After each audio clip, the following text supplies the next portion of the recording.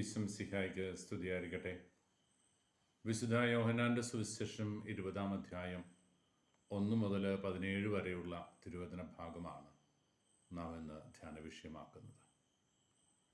ഇന്ന് തിരുസഭ വിശുദ്ധ മഗ്ദല മറിയത്തിൻ്റെ തിരുനാൾ ആചരിക്കുകയാണ്. മഗ്ദലന എന്ന ദേശത്തു നിന്നുള്ള ഒരുവൾ എന്ന നിലയിലാണ് മഗ്ദല മറിയം വിശുദ്ധ ബൈബിളിൽ ആ പേരിന് അവകാശിയായിട്ട് തീരുക. അവളുടെ ചരിത്രത്തിൽ അവളെക്കുറിച്ച് പറയുക, 7 പിശാചുകളിൽ നിന്ന് ഈശോ മോചിപ്പിച്ച ഒരു സ്ത്രീ എന്ന, പിശാച് ബാധിതയായിരുന്ന പാപിനിയായ ഒരുവൾ എന്ന നിലയിൽ സമാന്തര സുവിശേഷങ്ങളൊക്കെ മഗ്ദല മറിയത്തെ ചിത്രീകരിക്കുന്നുണ്ട്. പാപിനിയായ മറിയം എന്നും ഈശോ കല്ലെറിയാനായിട്ട് വന്ന ജനസഞ്ചയത്തിൽ നിന്ന് രക്ഷിച്ചവൾ എന്ന നിലയിലുമൊക്കെ ഈ മറിയത്തെ പലപ്പോഴും ചിത്രീകരിക്കുന്നുണ്ട്. മഗ്ദല മറിയത്തിൻ്റെ ജീവിതത്തിൽ യേശുനാഥൻ വ്യക്തിപരമായിട്ട് ഇടപെട്ട് പാപവഴികളിൽ നിന്ന് അവളെ വിശുദ്ധിയുടെ നന്മയുടെ മാർഗത്തിലേക്ക് ആനയിച്ചു.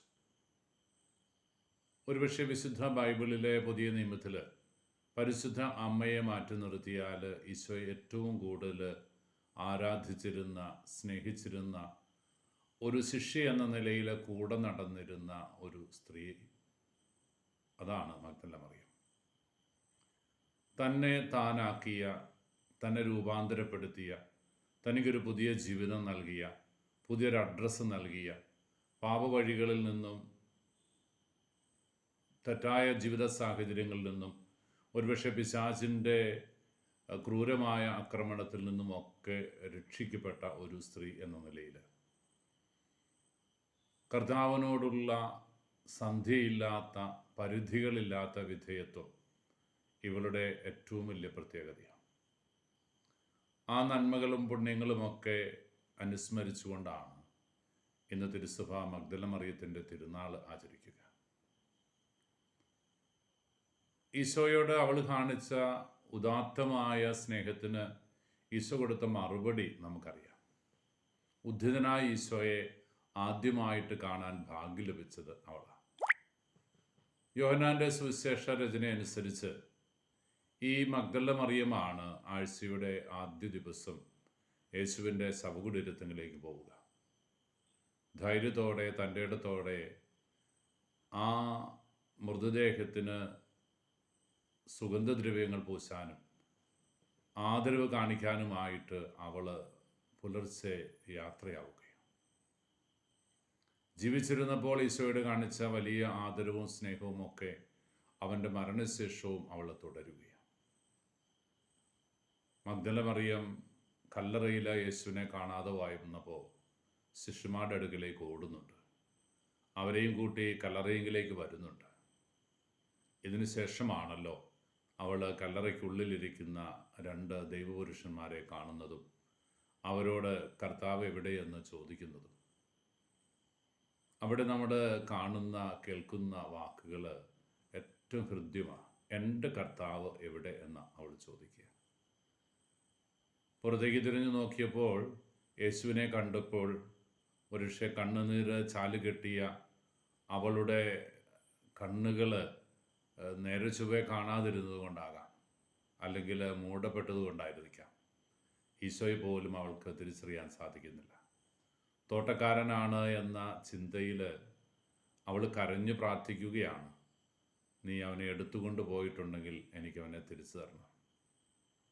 എത്രയോ ഹൃദ്യമായ, എത്രയോ വ്യക്തിപരമായ ഒരു സ്നേഹത്തിൻ്റെ പ്രകടനമാണ് ഇവിടെ നമ്മൾ കാണുക.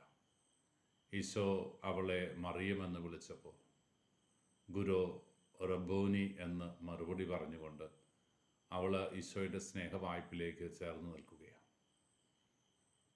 സഭയെ സംബന്ധിക്കുന്ന ഉദ്ധിതനായ യേശുവിൻ്റെ വലിയ രഹസ്യങ്ങൾ, അവിടുത്തെ തിരുവുദ്ധാനത്തിന് ശേഷമുള്ള സ്വർഗാരോഹണത്തെക്കുറിച്ചൊക്കെയുള്ള ചിന്തകൾ ഈശോ ആദ്യമായിട്ട് പങ്കുവെക്കുന്നത് മഗ്ദല മറിയമായിട്ടാണ് എന്നത് മറിയത്തിന് തിരുസഭയുടെ ചരിത്ര വഴികളിലുള്ള സ്ഥാനം അരക്കിട്ടുറപ്പിക്കുന്നതാണ്. പ്രിയപ്പെട്ടവരെ, മഗ്ദല മറിയത്തിൻ്റെ തിരുനാൾ നമ്മൾ ഇന്ന് ആചരിക്കുമ്പോൾ നമ്മുടെ ഹൃദയത്തിലുണ്ടാകേണ്ട ഏറ്റവും ശുദ്ധമായ ഭാവം ഈശോയെ ഹൃദയപൂർവ്വം സ്നേഹിക്കാൻ സാധിക്കുക എന്ന, പരിധികളില്ലാതെ, സന്ധികളില്ലാതെ, നിയന്ത്രണങ്ങളില്ലാതെ, നമുക്ക് കണ്ടീഷനുകളില്ലാതെ അവനെ സ്നേഹിക്കാൻ വേണ്ടിയിട്ട് സാധിക്കുക. എൻ്റെ ഈശോ എനിക്കെന്ത് തരും എന്ന് ചിന്തിക്കുന്നതിനപ്പുറത്ത് ഞാൻ എൻ്റെ ഈശോയ്ക്ക് വേണ്ടിയിട്ട് എന്തെല്ലാം ചെയ്യണം എന്ന് ചിന്തിക്കുന്ന ഒരു മനോഭാവം. ഇന്ന് സഭയോട് ചേർന്ന് നിൽക്കുമ്പോഴും രാഷ്ട്രീയ പാർട്ടികളിലോ സമൂഹത്തിലെ മറ്റ് സംഘടനകളൊക്കെ പ്രവർത്തിക്കുമ്പോഴും പലരുടെയും ചിന്ത എനിക്ക് ഈ പ്രസ്ഥാനം കൊണ്ട് എന്ത് ഗുണമുണ്ടാകുമെന്ന്.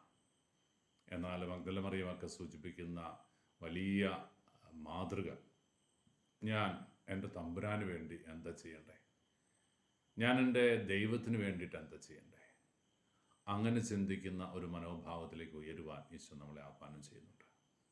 മഗ്ദല മറിയത്തെ പോലെ ഈശോ ഒരുപാട് സ്നേഹിക്കാൻ, എൻ്റെ തമ്പുരാനെന്ന്, എൻ്റെ കർത്താവെന്ന്, എൻ്റെ ഈശോ എന്ന് പറയാൻ സാധിക്കുന്ന വൈയക്തികമായ ഒരു ബന്ധത്തിലേക്ക് ഉയരുവാൻ നമുക്ക് ഓരോരുത്തർക്കും ആഗ്രഹിക്കാം. വിശുദ്ധ മഗ്ദല മറിയത്തിലൂടെ ദൈവം നമ്മളെ അനുഗ്രഹാശിസുകളാൽ നിറയ്ക്കട്ടെ. കർത്താവ് ശംസിഹായുടെ കൃപയും പിതാവായ ദൈവത്തിൻ്റെ സ്നേഹവും പരിശുദ്ധാരൂപിയുടെ സഹവാസവും നമ്മോടുകൂടി ഉണ്ടായിരിക്കട്ടെ, ഇപ്പോഴും എപ്പോഴും എന്നേക്കും. ആമേൻ.